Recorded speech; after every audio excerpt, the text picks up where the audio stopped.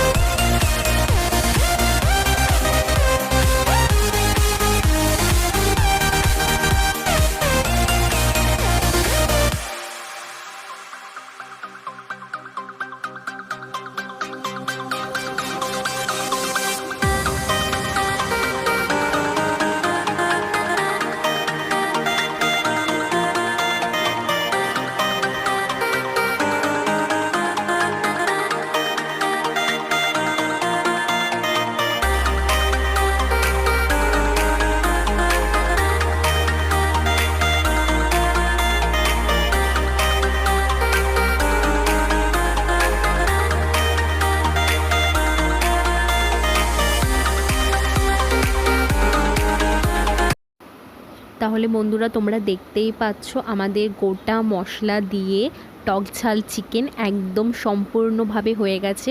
খুব সুন্দর দেখতে হয়েছে বন্ধুরা, খেতেও কিন্তু খুব মজাদার। এই রেসিপিটাতে না আমরা জল অ্যাড করেছি না, চিকেনটাকে আগের থেকে ম্যারিনেট করে রেখেছি।